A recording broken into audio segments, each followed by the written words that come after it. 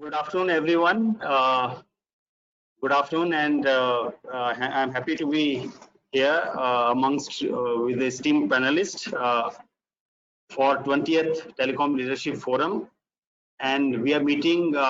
This session is about can Made in India disrupt the global telecom market? Where we are, what is missing, and what needs to be done. We have very eminent panelists with us. I think I'll start with Professor N.K. Goel, who doesn't need any introduction. He is the Bhishma Pitama of telecom industry. However, I would like to say that Professor N.K. Goel is the Chairman Emeritus TEMA and President CMAI Association of India. With over 49 years of experience in the sector, he is known as the telecom father figure in India. He is also the Vice Chairman of ITU APT India, member of the governing board of Telecom Equipment and Service Export Promotion Council, and director of National Fertilizer Limited. We have another very eminent panelist with us, Mr. Hari Om Rai. Mr. Hari Om Rai is the co-founder, chairman, and managing director of Huawei International Limited. He is a man who wears multiple hats, having started his entrepreneurial journey in 1992 by founding Biogen Tech, a biotechnology company. In 1996, he set up a logistic company, and later in 2003, co-founded Pastel Communications. Set up in 2009, Lava International is an offshoot of Pastel. He is also the co-chairman of Government of India's Fast-Track Task Force to catalyze and re-establish the mobile handset manufacturing ecosystem in India. Welcome to the session once again.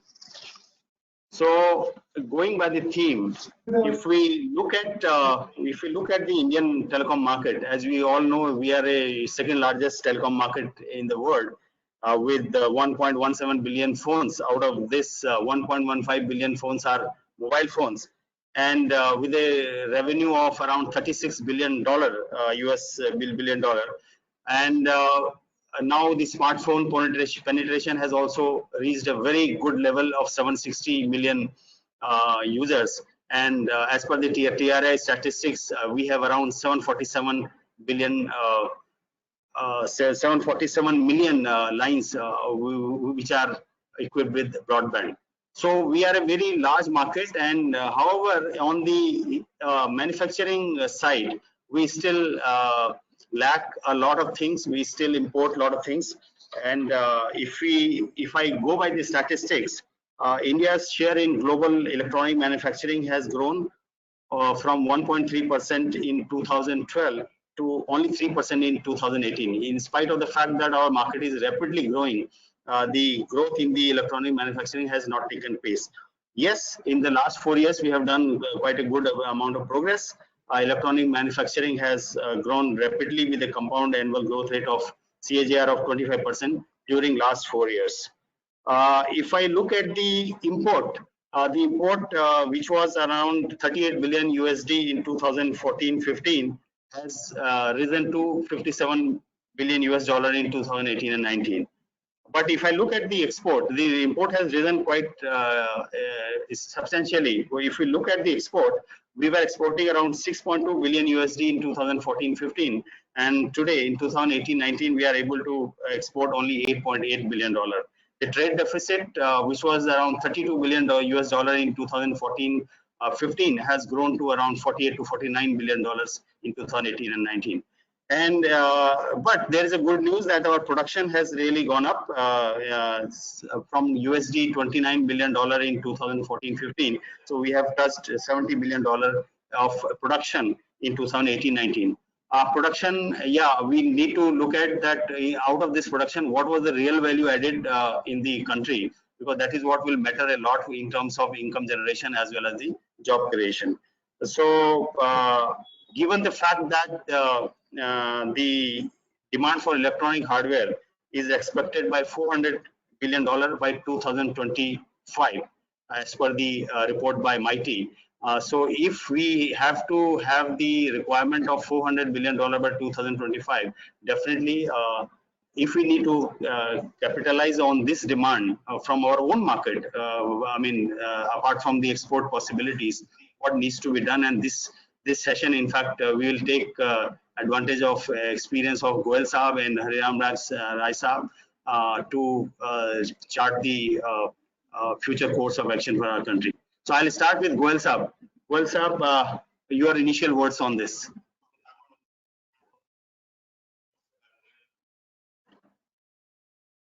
Professor Goel Saab? Professor Goel, are you able to hear me?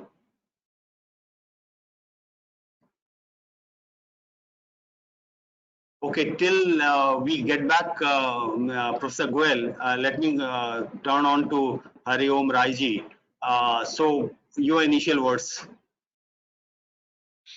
Yeah, thank you, Dr. Upadhyay. So, I think first of all, we have to take out this erroneous belief from our mindset that we are a large market. It is a completely erroneous belief, first of all. Let me tell you why I'm saying what I'm saying. We are just 3.2% of the global GDP. So our consumption in the products which are so near and dear to our hearts cannot be more than 4.5–5% of the global GDP. In terms of numbers, we might be large, but in terms of GDP, we are piddly. And what our intent consistently has been of import substitution. And this was always a wrong strategy because it would never have achieved what we intended to achieve. Import substitution is a weak thinking. It's not a thinking from the mindset of abundance. It's a thinking from the mindset of scarcity. And therefore, it's a weak thinking in my mind. What we have done as a country has changed this thinking because how the world is shaping up. There are geopolitical contexts because of why, the China, the US, and the rest of the world is lining up.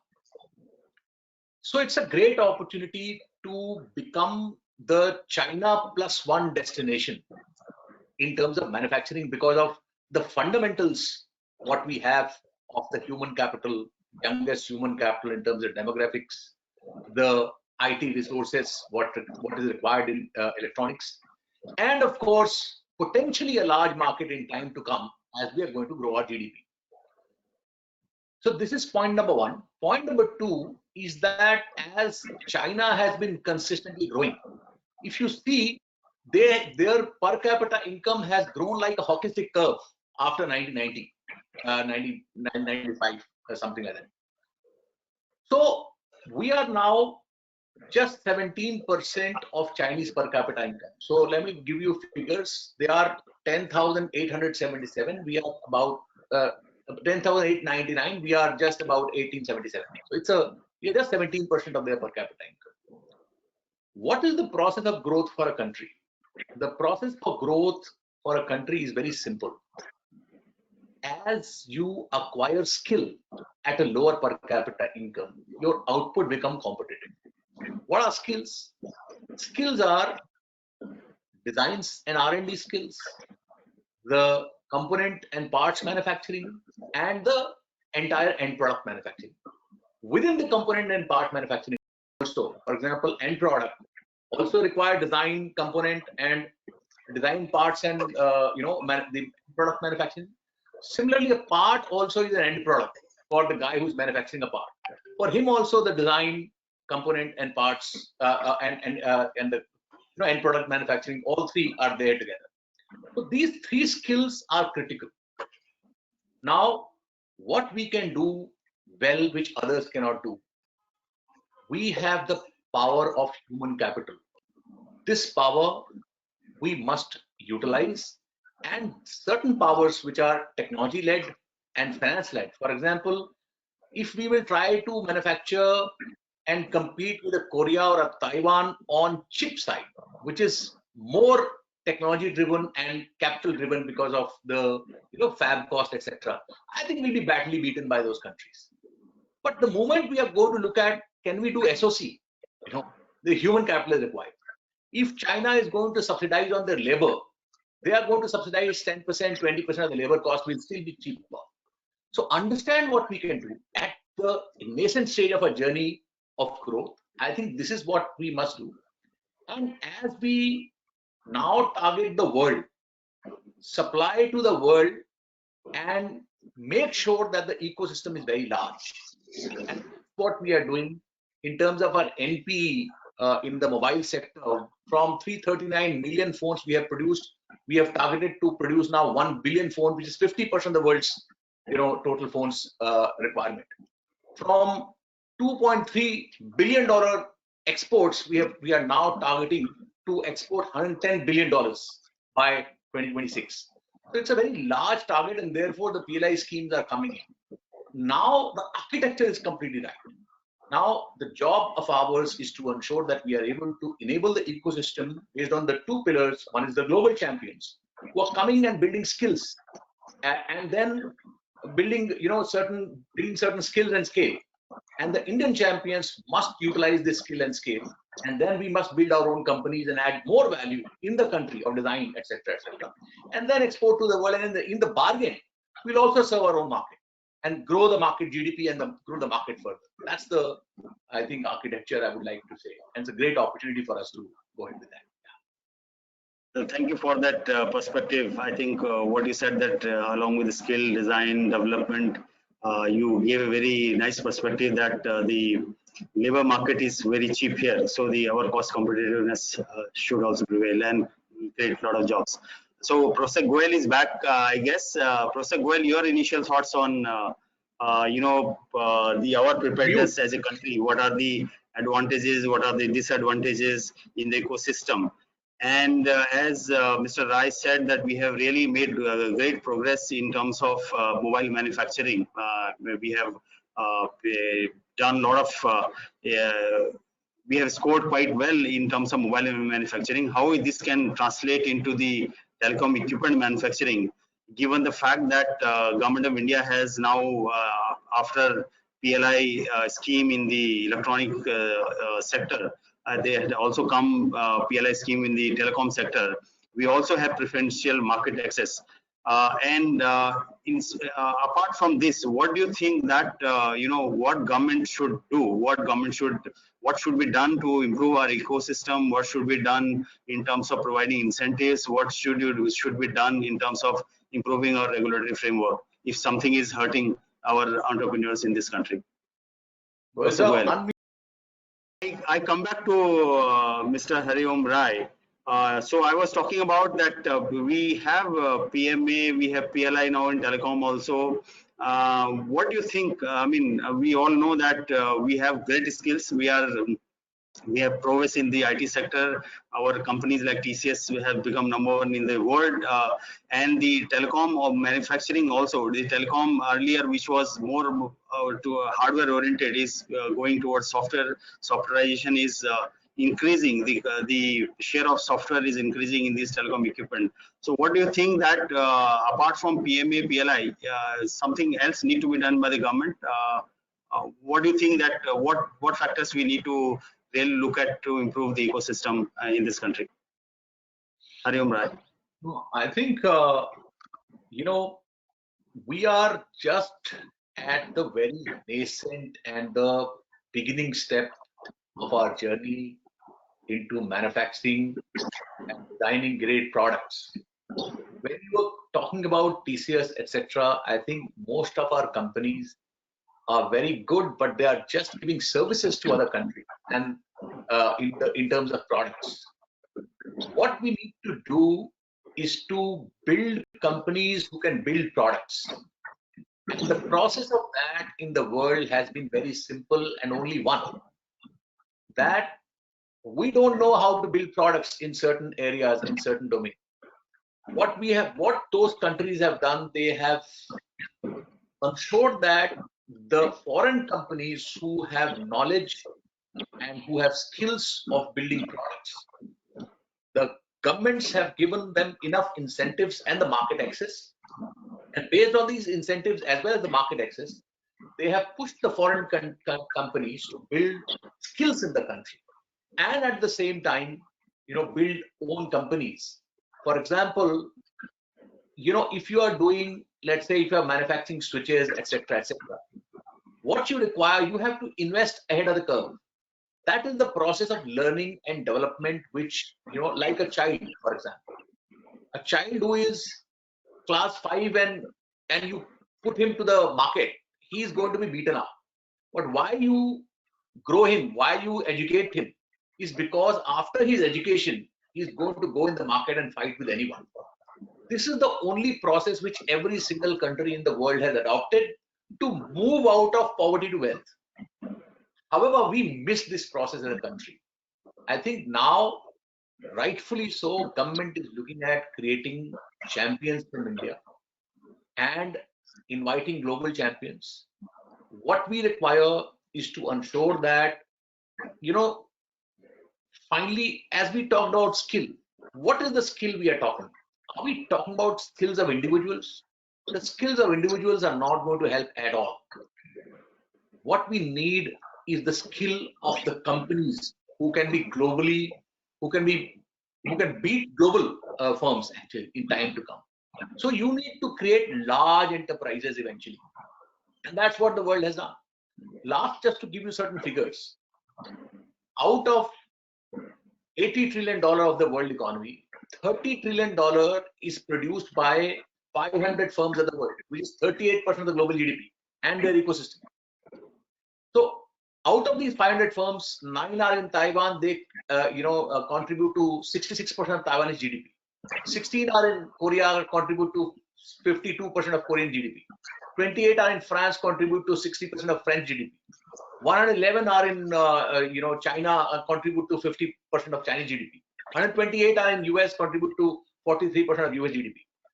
So the process of building a nation comes from the process of building companies. Companies, no matter whether they are government or they are private, yes, sir, they are finally nations. So this is the job which the government has equally rightly understood. But it is the first step. A lot more needs to be done. For example, after PLI, we need to have R&D and design, capability inside. We need to ensure that the parts and the components manufacturing are supported, and then create an ecosystem which is the most competitive in the world in terms of scale and skill. That's the job we are at, and I'm very sure it's going to happen in time to come.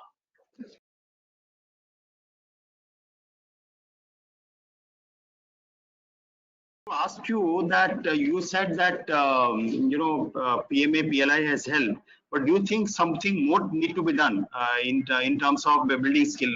You said that TCS is a service company. I agree, but what I understand that most of the IPs are created in India, in Bangalore and Delhi. I mean, mostly in Bangalore, because the IPs are created here and then bundled into a product and sold back to India. And in terms of, okay, even if I agree that TCS is a service company, look at our space. We have been very precisely able to put our spacecrafts in the, with hundreds of satellites together. Our DRDO is able to produce missiles which can hit the revolving satellites. So I don't think we have any dearth of technical competencies in this country. We do have a lot of technical competencies in the country. And you said that we have good manpower, and IT. The Indians are ruling the world. Many of the top CEOs are from India. So what we need is our acts all together. So do you think that there is something need to be done on the manufacturing side, fabrication side, component supply chain side? What is that we missing? Because I see money is not an issue. I hope access to capital will. I am not very sure, because you are in this industry, you will know it better, that whether access to capital is available. I don't think we have any problem as regards the quality of manpower is concerned. We are able to produce top class manpower in this country, and some of our enterprises are doing quite well. So what do you think? Something more need to be done by the government as well as the private sector as a whole. Yeah, so I think the question you asked is very fundamental, and and very large also perspective. You have covered many issues into this particular question. Let me try and see if I can make some sense in my answer. So first of all, I would say that the nature has provided everything to this country. We are the second largest arable land of the world, just 10% less than US. China, we are 1.6 times that of China in terms of our arable land. In terms of human capital, we have the best demographics of the world. What has been the issue of this country? If you go back from 18th century backwards, 5,000 years, we were 25% of the global GDP. When the Britishers came, they brought this 25% down to 3.9% when they went away from India. From 3.9%, we have brought it down to 3.2% of the global GDP in this last 75 years. What we lack actually is not natural capital or physical capital or whatever. What we lack is leadership, thinking, and that together, it's not the responsibility just of a politician or a bureaucrat or together as industry, together we have failed the country. We have to first recognize that. That recognition is very critical for us. Now, whatever we have done in the past, if at all we have to learn, most of it is going to be what must not be done, rather than the way we think, oh, do we have precedents in the past? And only precedents we do. Einstein once said, and I must repeat that if we want to change the circumstances, we need to have a different consciousness in terms of thinking. So first we have to understand that why we have not been able to actually move India out of the poverty to wealth. It is because we have followed the wrong economic policies. And therefore, when we are talking about, so in 1991, when we opened our market prematurely, the market started growing because the money started flowing in the capital markets and real estates, etc. But we were not building skills in our country and not building competitive skills in the world. That is what we have done. Now, from that point, if you're coming to TCS, etc., what we have done, and we are creating IPs. Those IPs, Mr. Upadhyay, is not going to help, because what we need to do in certain manufacturing sectors is create entrepreneurial companies who are globally competitive. MediaTek, which is now the biggest chip supplier in the world, they have surpassed Qualcomm some time back. First chip they manufactured out of buying the protocol layer from a huge system company in India, and the multimedia interface they bought from another Noida company. Both these two companies created the IPs, but they were not able to do business. MediaTek took these two things and created a business out of it, actually. So this skill of creating business and competitive business, when I'm talking about competitive business, something which is actually competitive at a commercial scale and globally competitive. This is the most important thing what we need to do. And that's a process I think we need to follow, because anything, when we talked about DRDO, I am not sure how competitive we are. I'm not sure, frankly speaking. Because is it going to, if the company is not going to be competitive, can we still continue to feed the company? Those are the questions I don't know about it. Yeah, so we need competitiveness part, I fully agree. I mean, I'm not saying that. What I'm saying that if precisely we can hit a revolving satellite from a missile launched from India, it means we have the technical prowess. If we can do those technological development in terms of technology development in telecom, which are standard based, like 4G, 5G, 3G are done by the 3GPP, Wi-Fi's are done by Wi-Fi alliances. I mean, all the standards are already there. I don't have to work from the scratch. So what you are saying, that entrepreneurial mindset is missing from the, and we also see a lot of entrepreneurs coming up on the stage. A lot of startup companies have become unicorns. So why do we say that there is a lack of entrepreneurship in our country? No, I'm not saying lack of entrepreneurship. What I'm saying is the job of the government are only three. what are the three jobs of the government? One job of the government is to build the social and physical infrastructure. The second job of the government is to ensure the security and defense. And the third job of the government is to ensure that the rich are taxed and the money is redistributed to the poor. If you look at these three jobs, what is at the core of the job? At the core of the job is only one, which is economy and money. Actually, unfortunately, we have not been able to understand. If you look at from this perspective, the only job of the government is doing business. The only job. Create businesses. So some governments and some countries built their own companies. Either they were state-owned, but when they later realized that the state-owned companies are not efficient and effective, they created their own companies were private and they supported them. They built large 500, Fortune 500 companies, $1 billion enterprises. This is what we have not done erroneously. Because when I'm talking about skill, for example, we are now trying to bring skills in the lowest of the guys. This skill is not going to help at all.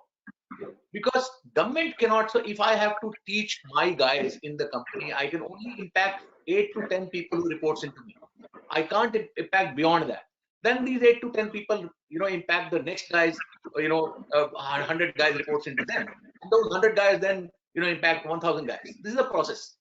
So the most important job of the government is to ensure that we are able to build competitive companies of our own. We just have 7 companies who are in the Fortune 500 list, amounting to only 13% of our GDP. And out of these 7, 4 are the PSUs. So we've not been able to build our companies. So government and the industry and industrial power, I would say the enterprise, the entrepreneurs have not guided the government to do the right things. So it's a mistake of these last 24 years, and we are jointly responsible for this. Now that we have understood and we are on the right path, finally, the entrepreneurial ability means building the competitive firms, and those competitive firms can only be built when we are building ecosystems at a competitive scale. I think we are on the process, and it will take time for us. Next 15 to 30 years it is going to take. It is not going to happen in 5 years, 7 years, 10 years time. But in 15 to 30 years, we can also move out of the poverty. We are 18% of the global GDP, a global population. Unless we become 18% of the global GDP, I think we are going to be, weak. Bare minimum, we should touch that, which means our economy should be 17, 18 trillion dollars or 20 trillion dollars at that point of time.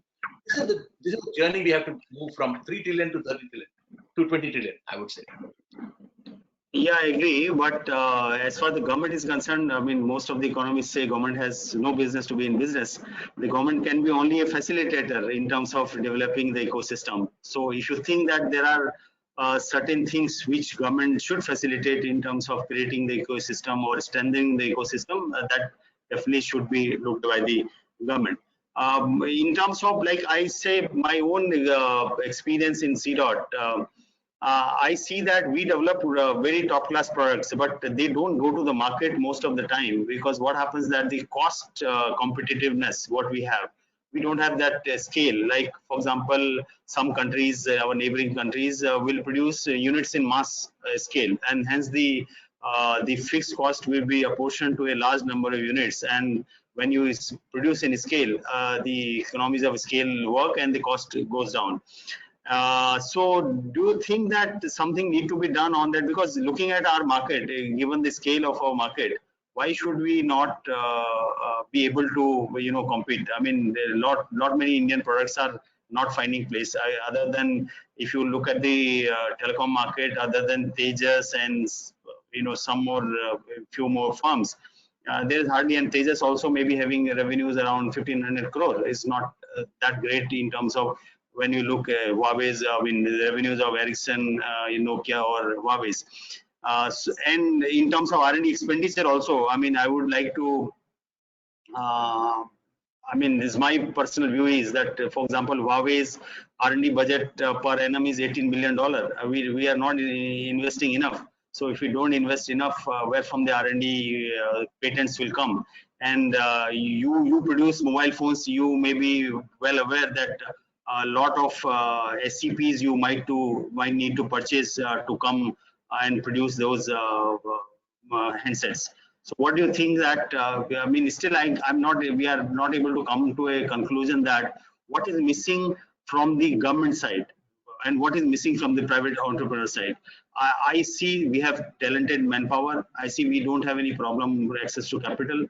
I don't know about the fab facilities, whether India is well equipped with the fab facilities and the supply chain.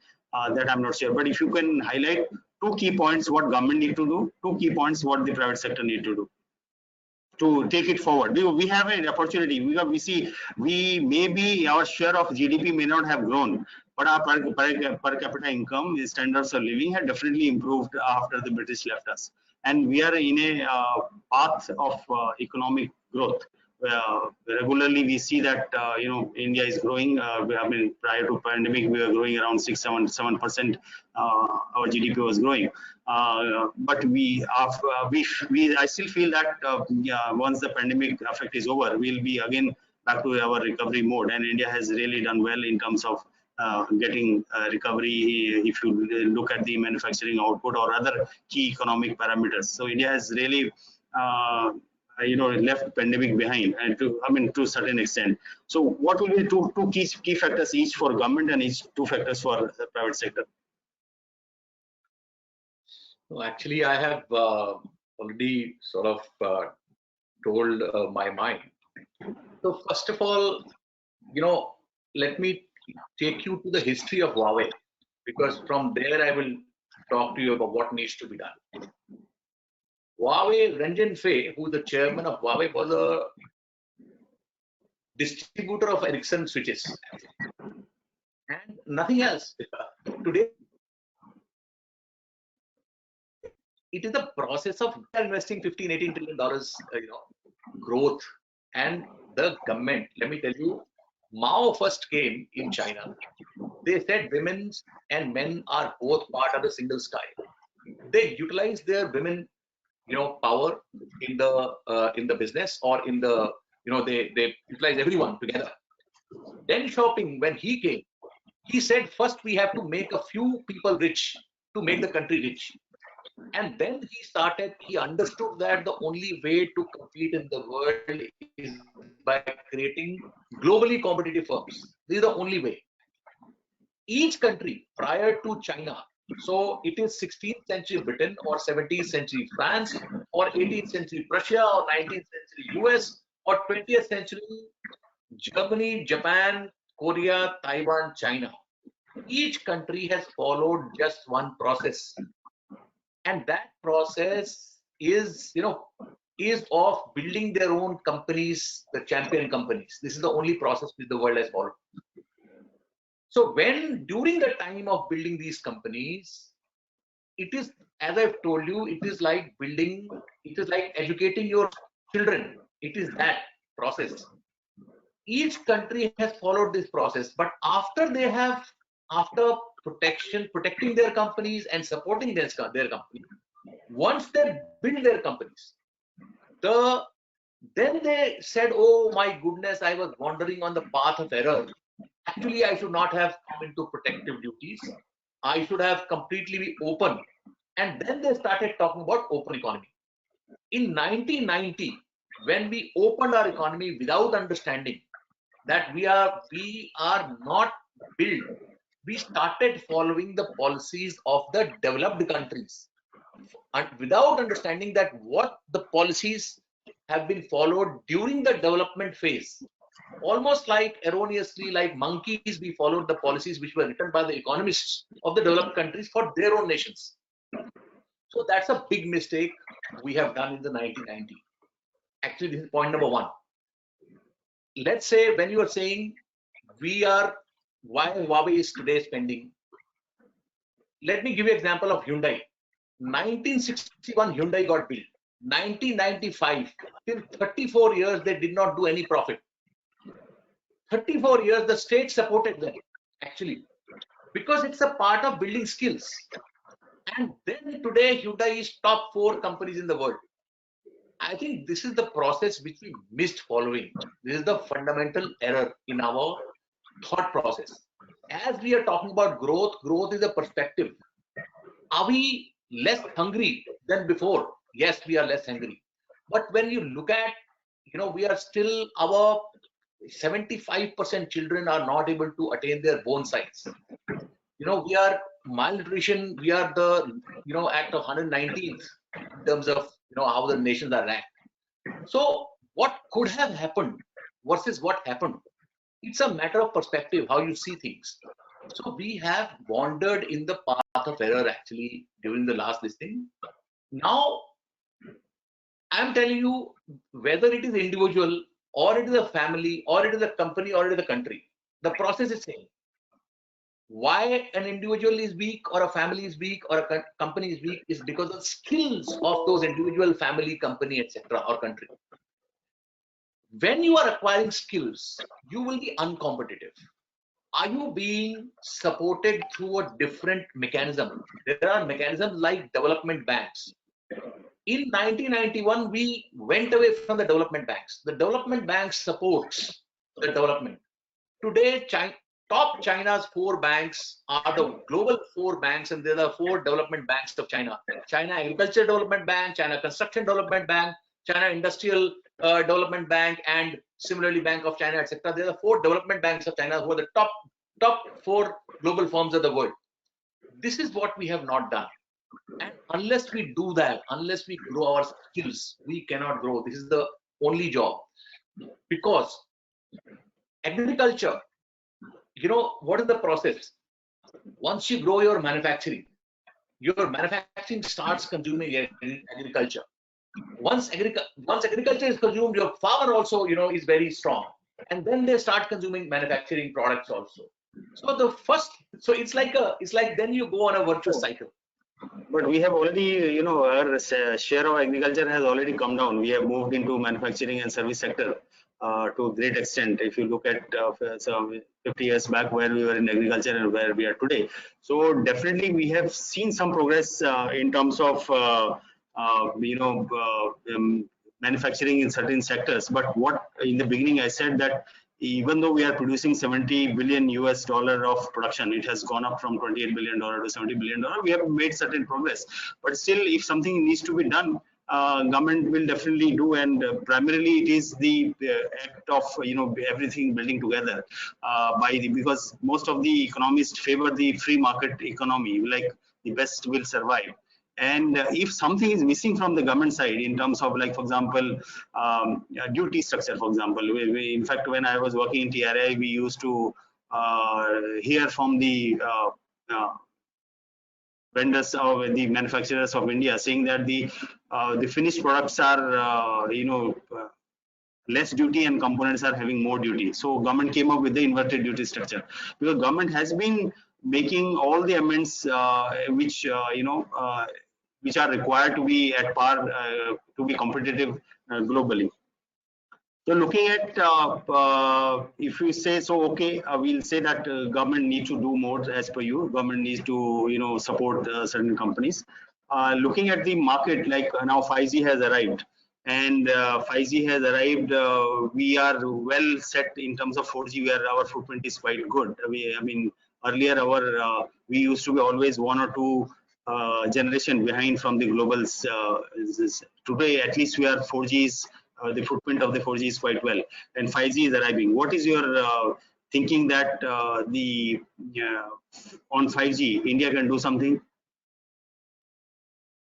or what should be done, and what are the scope, what are the possibilities? So let me tell you, Mr. Upadhyay, Dr. Upadhyay, actually, that doesn't matter. That doesn't matter. You need to work hard to make your thinking clean, and once you do that, you go to the core, and once you go to the core, you can move mountains. That's what Steve Jobs said. And at the core, things are very simple, they are not complex, but you really need to go to the core. What actually you are talking about, these tactical small things, these are not going to impact our country at all. These are definitely, these things must be these small tactical things we have been doing for the last 73 years. And if we continue to do that, it's not going to change. You are not going to change the country by thinking from the same level of consciousness. That's what I'm saying. We have to understand that our fundamental errors, and it is not the government who is responsible. Let me tell you first of all, I believe number one responsibility. I used to think that there are six forces responsible for the country. Pathetic situation. One was the politicians, second was the bureaucrat, third was the entrepreneurs, fourth was the high level professionals, fifth was the media, and sixth was judicial. I thought six, but in the last 2 years when I worked with the government, what I came to know is that the government has very little exposure, first of all, even at the politicians level and also at the bureaucrats level. And that's very rightly so, because they don't have exposure because they are not actually doing the business in the world.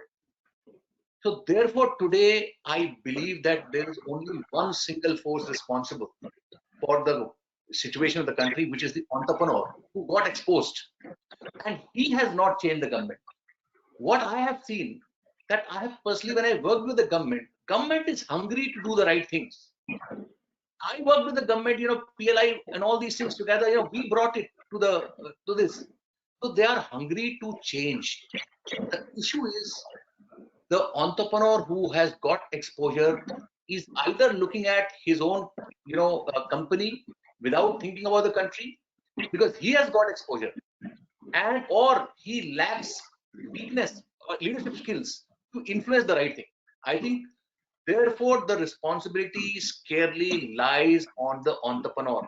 If a Tejas network is not able to grow and not able to influence the right thing, I think we have to sincerely understand deeply, ask, because when we'll make the government understand, the right thing, government is going to do the right things. So therefore, in my mind, this is the fundamental. And then you are talking about those, technical things of, inverted duties and those small things. But fundamentally, if you see in this year budget, government has come up with a thought of making global champions. Government is right now working on building 100 global champions from India. Government is building, development financial institutions. Yesterday, Nirmala Sitharaman has announced that. So I think government is really hungry to do the right things. What we need to do is to work together, and deeply, like industry and government need to really collaborate and work together to ensure that country moves out from the poverty to wealth. And in that process, definitely we will be making very large enterprises, and 5G, what you talked about, 5G production, etc., is just an outcome of your preparation of who you are and where you are in that journey. So 5G is just one such step, as outcome of these kind of things, those skills. So why Otherwise, 5G? Why I said 5G? Because as you are aware that earlier the software and hardware were all proprietary, and now we are moving to one is unbundling the component. For example, ORAN kind of initiatives, and software is becoming separate and hardware is becoming separate. For example, our own 4G solution, which we have built and which we hope that it will see the light of the day in the India itself and other countries also. It works on a general purpose hardware. Software is separate, and you bring any server, it will work. So once that happens, because earlier the hardware and the software were proprietary, hence to get into any component was very difficult. Now since it is unbundling slowly, and hardware, there are Dells, there are other companies who are able to produce good quality hardware. And rest of this is only software, and the power of software for India is well known. That's why I said, what is that? Why should it prevent us, our entrepreneurs, to develop the software? Because we have the capability of developing any kind of software. Most of the banking software, so even the companies like Tech Mahindra, TCS, Wipro, and backend, they are doing a lot of job from telecom operators globally. So I thought that the chances for India to come up on the global scene is much better right now than it was a few years back. yeah, sure. There is no doubt about it. As we are moving forward and trying to do the right things, of course, step by step we will grow, and including 5G. And there's a great opportunity of 5G also. You're right. And even we have the now since the standards are made jointly now, TSDSI, we have, I mean, we our own SDO who participates in the 3GPP standard making. We have come up with 5G I standard on our own standard.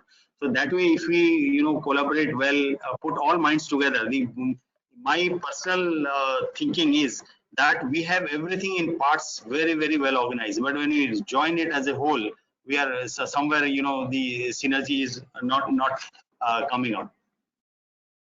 One more issue I would like to touch upon is the security. As you see that there are a lot of cases where we keep reading in the newspaper that this is hacked, that is hacked, this has come down, that has come down, and telecom network being the main critical infrastructure, which also supports other infrastructure. Like, because if telecom goes down, nothing can work. Like your smart grids or hospitals. This is the heart of the all networks. So given the security is so important, what is that, should government bring some kind of policies which promote only Indian, or you think that it should be left open globally, and we should I mean, we have both the side. Like if I isolate this, then I lose the global competitiveness, because some parts of the whole supply chain may be cheaper elsewhere. It may not be cheaper here. But if we allow this to happen, go to other countries' hands, then we may end up compromising on our national security. So should you think that we should the government should mandate saying that this part should be only Indian and that part cannot come from abroad, or it is not a good idea? No, as I've told already, that we have to build our own companies, but our own companies need to be globally competitive. That is a must. Without that, nothing is possible.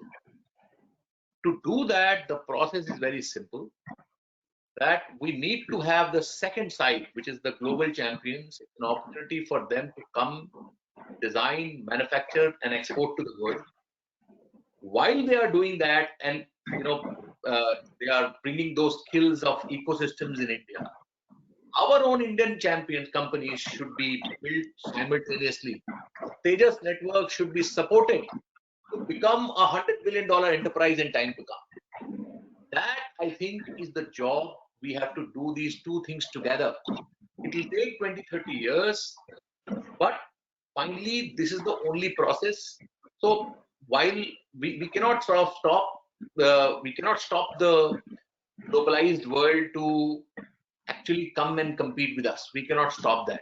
Today, it is not possible, and it should not be done. But till the time our companies are built, how these companies are supported, and the process is, you can't support all companies. The principle of natural selection, which you rightly pointed out at, is within the companies. So within the Indian companies, who can be number one, who can be number two, who can be number three. So number one, number two, number three should be supported. That's all. So this is the process of acquisition of skill in the long term. Rest 10 companies, 20 companies will die. Yeah, government should definitely work as far as the transaction costs are concerned. I mean, the reduction in the transaction costs in terms of building good infrastructure, easing out duty structures, making rules which help import things very easily, very quickly, and less of license Raj, which has, I mean, government has done quite a number of initiatives to, for ease of doing business. And I keep reading about Tejas winning contract in Africa, Tejas winning contract here and there. So that's a very good news. And they have, I mean, we hope that when we can produce for some country, we should be able to, given our scale, we should be able to produce for the rest of the world also. One more last, I mean, almost we are coming towards the end of our time allotted to us.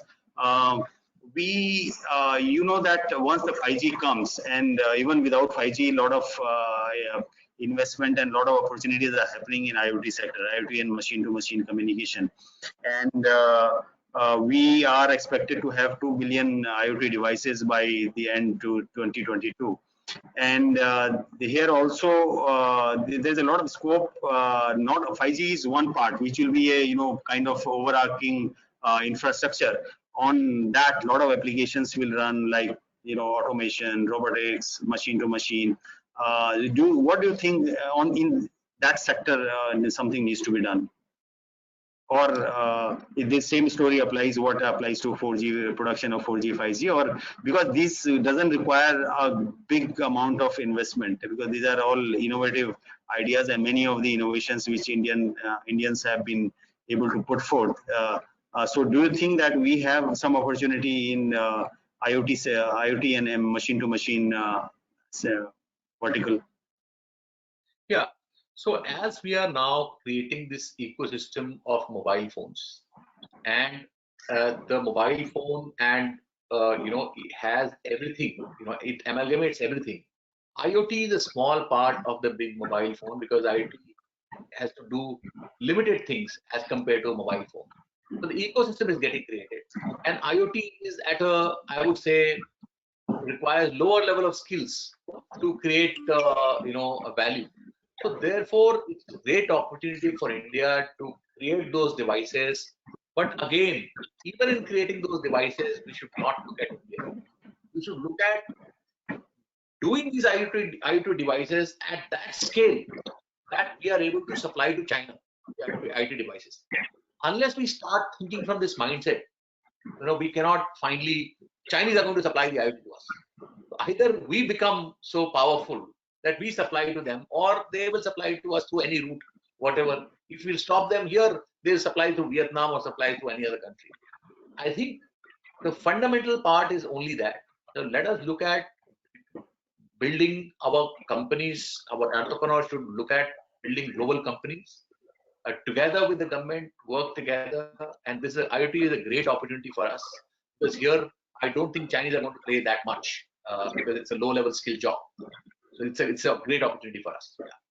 Yeah, a lot of innovation will be required in terms of automation, vehicle, health, agriculture. I think there are a lot many applications which will come up, and I'm sure that given the entrepreneurial spirits in India, I mean, which is coming up very well over the last 4, 5, 10 years, it will see the lot of revenue generation will happen from the ancillary industries taking 5G as a infrastructure. Finally, I would come last point is standards. See, 3GPP makes standards, and many standards get patented, and these standards later on come as SCPs, which becomes a cost for. Of course, there are the standard body says that SCPs should be distributed or be given on a friend terms to the manufacturers. Do you think that we are lacking somewhere in the standards, or we should take more? But I mean, India should be able to generate more standards, more patents, so that even if we don't have any disadvantage as regards SCPs which go into your, for example, in your mobile phones, a lot of SCPs goes into the 5G, 4G. Do you think we need to do something on the standard side? So again, it will come from the deeper knowledge and understanding. In this business, the mobile business, dates back to 1940s. In the markets, have come. Sorry, 1 minute, I'm getting a call. So the markets have started, working, since 1940s. The train used to have the mobile communication devices. Then in 1973, Motorola came up with the mobile communication devices. By 1991, all the devices companies, they came together, built standards because of the interoperability. I think it's a process of creating value, and once the country is able to acquire skills, and then the country sees that these skills are going to be out in open, and other country which has a lower per capita income is going to outcompete that country, then the developed countries clearly come up with the process of these patents. I think first we have to understand that China has understood this. China has not allowed the big companies to sue companies for patents. Now China has also built skill. You will see now China will also start talking about patents. It's the process. So first of all, we have to understand, but we are still in the globalized world. What we need to do is to ensure that the patents are being evergreened by the companies. There are more lawyers than the engineers in the companies, in some other companies.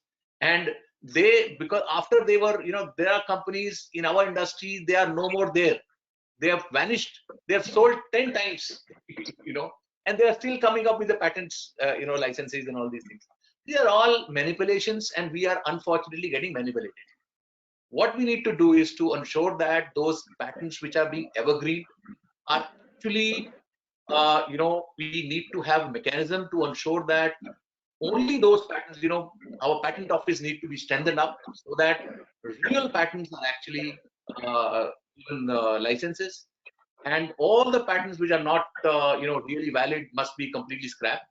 Then what amount of royalty should be given? Because it's a poor country's money which goes out actually without anything, and we'll not be able to build our companies, because while we are paying the PLIs, etc., but more than that money the patent guys are going to be, I call them mafias. It's a mafia, patent mafia. So what we need to do is to understand very truly that what really needs to be done. The patent also should be levied on a smallest patentable packaged unit and not on the whole device. So I think such things must be done. Friend terms are there, like standard bodies allow SCPs to enter on a friend terms. So do you find any difficulties in that? I mean, so Mr. Upadhyay, Mr. Upadhyay, 5 companies made cartels. Okay. 5 companies, you and I will share my patent to you, and you share your patent to me. I will not charge you anything, or I'll charge you very high amount. You charge me also very high amount. I think that is not a friend term. That is a term which you have made to make. Friend is done by the standards body, right? Friend is not done by the companies. Friends are done. Friend term is not. No, of course. I mean, they are negotiated, right? I mean, because if they don't do on friend terms, then it becomes of course, you will know it better. But so anyway, we had a very fruitful discussion on this, and we lost Professor N.K. Goel on the way because of this connectivity issues, and I had to carry on the discussion, only with you. And thank you so much for your, insightful inputs on this particular sector, and we hope that India, which has the demand of $400 billion by 2025, a lot of it is manufactured and consumed in India, and manufactured by Indian companies, and we hope that when we have, at least by next 2, 3, 4 years, we know that it's a difficult journey, but next 2, 3, 4 years, given our power in the software and given the trend that software is getting delinked with the hardware, I hope that we are able to capture a lot of market of this 400 million, or at least our own market, and also we become a global exporter.